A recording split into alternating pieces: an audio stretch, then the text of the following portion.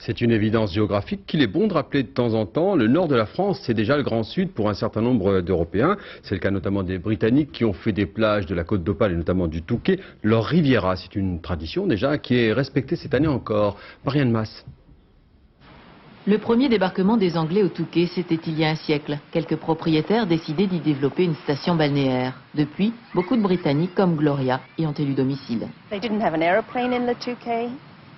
Il n'y avait pas d'aéroport au Touquet, il n'y avait pas de bus, ni de train non plus. En fait, il n'y avait pas vraiment de moyen d'y arriver si vous n'aviez pas de voiture.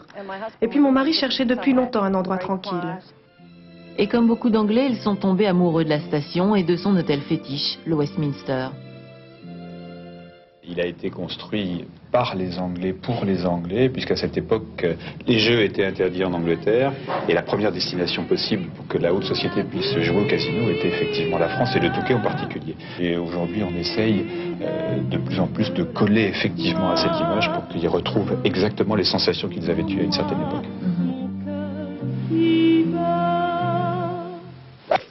Oh, that's in the trees.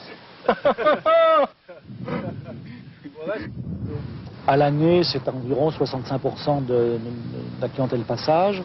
Nous avons un certain nombre de petits groupes qu'on appelle en anglais des Golf Societies qui viennent ici depuis 10, 20 ou 30 ans. Et nous avons gardé les fiches techniques en précisant les repas, le type d'apéritif qu'ils avaient pu avoir, l'organisation de la soirée. Et on fait la même chose. C'est bien d'être en France, mais on aime aussi sentir un peu l'influence britannique. On ne vient pas pour la plage, ici il n'y a que le golf qui nous intéresse. La cuisine française aussi.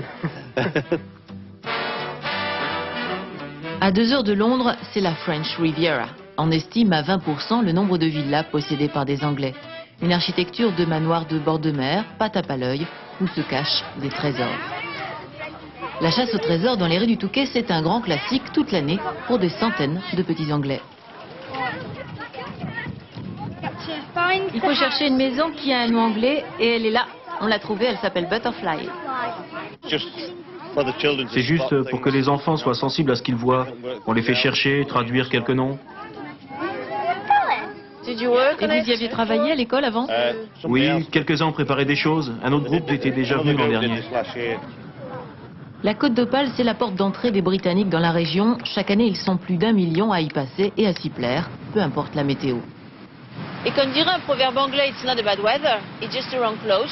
Ce n'est pas le temps qui est mauvais, c'est juste que les vêtements sont pas tout à fait adaptés.